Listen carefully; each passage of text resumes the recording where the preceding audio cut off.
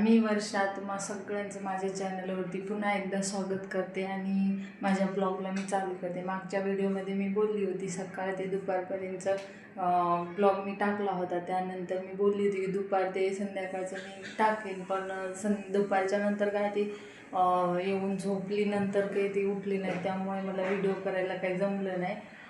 झोपल्यानंतर उठून नंतर चहा नाश्ता यामध्येच. आता मी नवीन आहे त्यामुळे लक्षात येत नाही की आता व्हिडिओ करायला पाहिजे बाबा. थोडंसं जुनं झाल्यानंतर मलाच वाटेल की हां आता मी विसरते, इथला व्हिडिओ राहिला, आता मी विसरते, इथला व्हिडिओ करूया, असं होईल. पण आता लक्षात येत नाही पटकन की ह्या गोष्टीचा इथे व्हिडिओ करायला पाहिजे, आपल्याला ब्लॉग टाकायचा आहे, असं माझ्या लक्षात येत नाही पटकन. तरी पण तुम्ही ॲडजस्ट करून घ्या. आणि आता माझं संध्याकाळचं रुटीन मी तुमच्यासोबत शेअर करते. इथे देवपूजा करून घेतली आणि थोडंसं फ्रेश होऊन आता जाते आपली जी जागा असते, म्हणजे जिथे आपल्याला शांत वाटतं, म्हणजेच किचन, तिथे जाऊया आणि आपली पुढची कामं बघूया. तर तुम्ही कंटिन्यू करा. Okay bye. इथे मी तेंडलीची भाजी बनवते. त्याला काय बोलतात मला माहिती नाही. इकडे तर तेंडली बोलतात आणि आमच्या गावाकडे काय बोलतात माहिती आहे का? तोंडली. तुमच्याकडे काय बोलतात सांगा हा मला. म्हणून ही बारीक बारीक चिरून घेते. ही थोडासा निबर आहे म्हणून याच्यातले बिया काढून टाकते मी, नाही तर ते बरोबर नाही लागणार. वेळ लागतो त्याला खूप कापायला, त्यामुळे त्याला वेळ टाईमपासमध्येच बनवणार आहे. आज सगळीच पिकलेली आहेत. पिकलेली असल्यामुळं ना याच्यातले सगळे बी काढून टाकायला लागेल. जेवढा विचार केला तर त्याच्यापेक्षा जास्त वेळ लागणार आहे बहुतेक. करूया, तरी पण काय करणार. ही पिकलेली आहेत म्हणून यांना फेकून तर नाही देऊ शकत, त्याची कशी तरी भाजी करायलाच लागेल. त्यामुळेच थोडंसं डोकं लावलं, त्याला व्यवस्थित अगोदर धुवून घेतलं म्हणजे त्याचा थोडासा आंबटपणा कमी होईल म्हणून. आणि परत कढईमध्ये तेल टाकून थोडंसं अगोदर फ्राय करूया म्हटलं, म्हणजे निघून जाईल थोडासा त्याचा आंबटपणा. आणि इकडे पीठ मळायला घेतलं. थोडंसं फ्रीजमध्ये होतं पीठ, त्यामध्येच थोडंसं मिक्स करून अजून थोडं वाढवलं आणि पीठ मळून घेतलं. इकडे म्हणजे तेल पलटी केलं होतं बॉटलमध्ये, तेच मी पिशवी कट करून त्याचा आता पुरेपूर वापर केल्याशिवाय ती पिशवी काही सोडायची नाही. त्यामुळेच पिठाला पण तेल लागतंच ना, म्हणून हे व्यवस्थित लावून घेतलं आणि मग झालं आता आपलं काम. मग परत थोडी मिरची कोथिंबीर कट करून घेतली, तोपर्यंत फ्राय होतील म्हटलं. खूप वेळ लागला त्याला, खूपच टाईमपास झाला या भाजीमध्ये मला.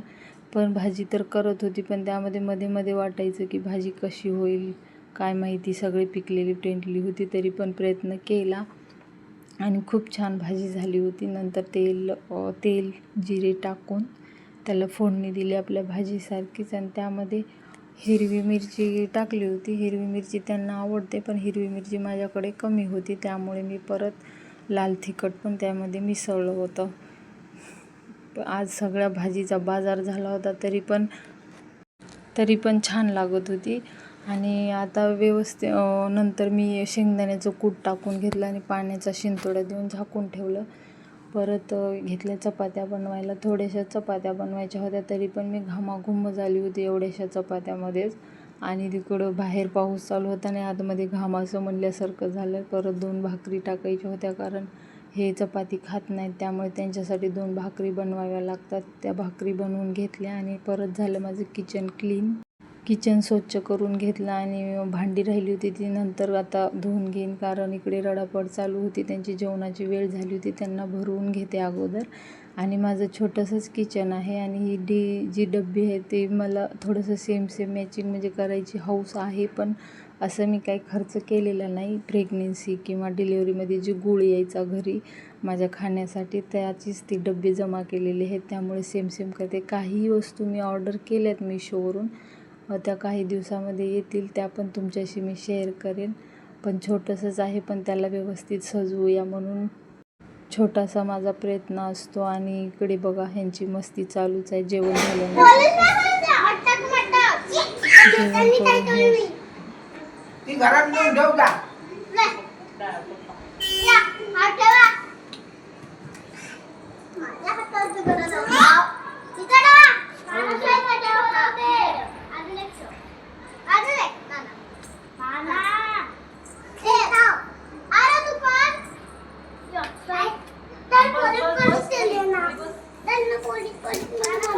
तिकडे बसा, तिथे बसा.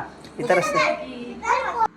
ही तर काय अशीच खेळत राहणार आहेत. 12 वाजो 1 वाजो यांना काही झोपेची आठवण येत नाही. जेवण वगैरे यांचं झालं आहे, आता निवांत आहेत.